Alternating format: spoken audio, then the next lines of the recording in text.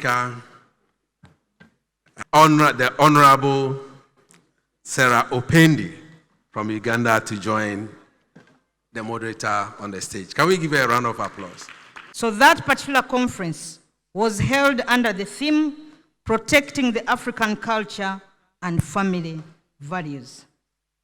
His Excellency the President was there to give us guidance, as usual, as the father of our nation. He encouraged the African legislators, led by the speakers, to reject the promotion of homosexuality, describing it as a big threat and danger to the procreation of the human race. And I want to quote what he said. Africa should provide the lead and save the world from this degeneration and decadence, which is very dangerous to the human race. The conference ended with the Entebbe Declaration, ladies and gentlemen, and most of you received that piece of document. The declaration included various recommendations with a call on African nations to focus on self-determination and to control its own affairs. As legislators, ladies and gentlemen, and people's representatives, we must create our own paths towards development, prosperity in the economic, political, and cultural spheres without external influence. His Excellency the President encouraged us to convene again the second conference in Uganda. And the second conference brought together 11 speakers, deputy speakers, and heads of delegations from 29 countries. And this conference was convened under the theme, Reaffirming Our Family and Cultural Values. The President highlighted the impact of Africa's internal weaknesses, stressing the need for self-reflection and unity among Africans. I want to quote what he said. Africa's vulnerabilities have allowed imperialists to exploit the continent, making it imperative for Africans to address internal issues such as greed and disunity. Therefore, the main problem of we Africans is ourselves. That was his statement. Distinguished participants, we need to end the various issues that create conflicts amongst ourselves. We need to deal with poverty, the illicit financial flows, the corruption in our nations, and once we do this, we can actually fund our own development agenda.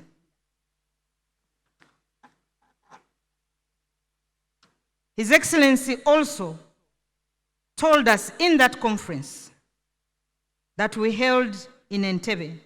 No, this was the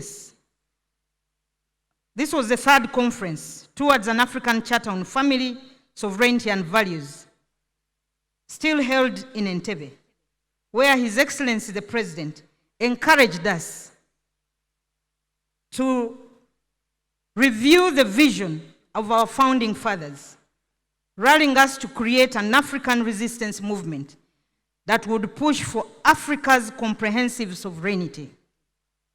He commended the speakers and members of parliaments for their resilience and for the self-mobilization towards a just cause. Today, ladies and gentlemen, we gather here for the fourth conference to consider the draft charter that arose out of the conference that we held in Entebbe. The draft charter, ladies and gentlemen, should shape this particular charter that we are going to adopt and includes issues around sovereignty over the family, sovereignty over religious affairs, sovereignty over our cultural values, sovereignty over education, health, and of course, food and the natural resources. Yesterday, in the meeting that we held, I did remind the people that he who controls your food will actually control you.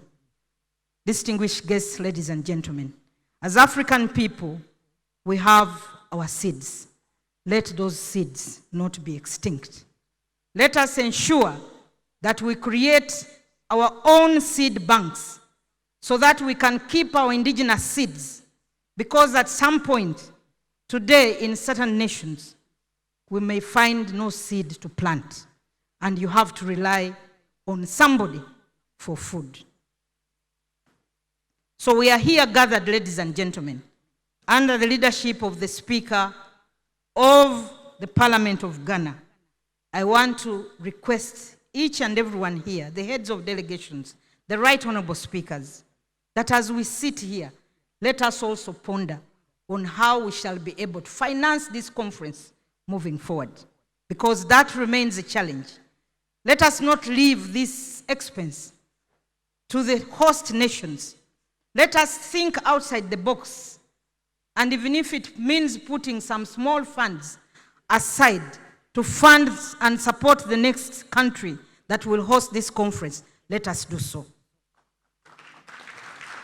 We cannot sit here as countries talking about African sovereignty, and then we have to rely on foreign aid to support our own meetings. It doesn't make sense at all. So I want to request the heads of delegations, the speakers, and particularly the Right Honorable Speaker of Ghana, being the head of COSPAL, the Conference of Speakers and Presiding Officers of Africa, to actually move this into their meeting to ensure that African parliaments commit some resources towards this conference. Our distinct, rich, and positive cultures, ladies and gentlemen, and values are our heritage that has been passed down to us from generations to another. And we, the leaders of today, need to preserve these rich values and cultures left by our forefathers.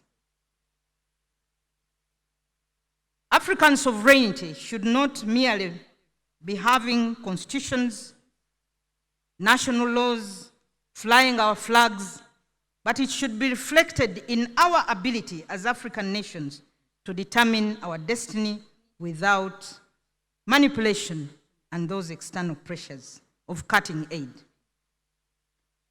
The imposition of foreign ideologies on family, the exploitation of our natural resources, the dependence on foreign aid to fund critical sectors with conditions attached must be resisted by we, the leaders of today. We must more than ever before unite as Africa, firmly but respectfully.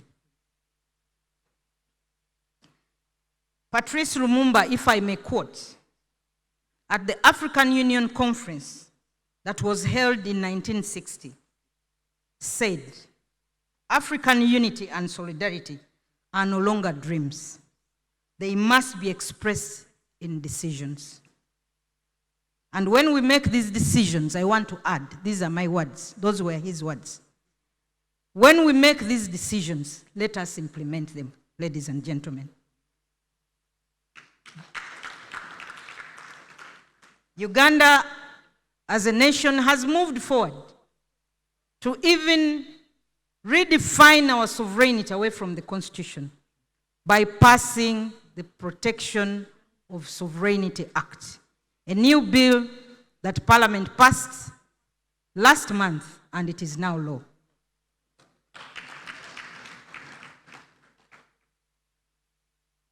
His Excellency, the President of Uganda,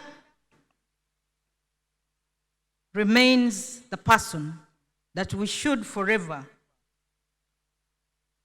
thank, because his messages of encouragement, reminding us about our colonial revolutions and the subsequent Pan-African movements of our forefathers, the Julius Nyerere of Tanzania, Milton Obote of Uganda, Kwame Nkrumah of Ghana, President Kenyatta of Kenya then, Patrice Lumumba, amongst others.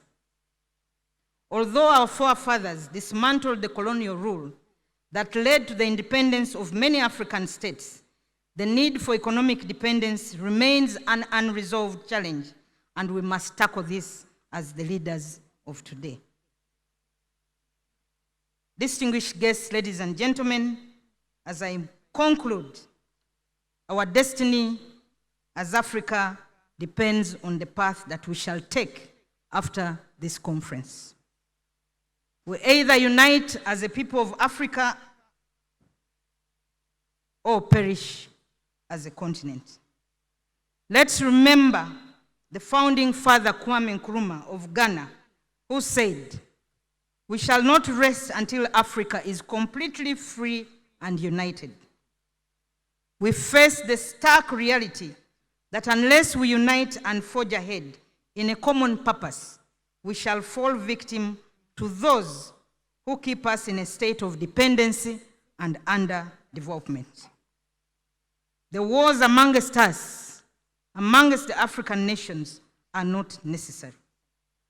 The xenophobic attacks against one another are not necessary, ladies and gentlemen.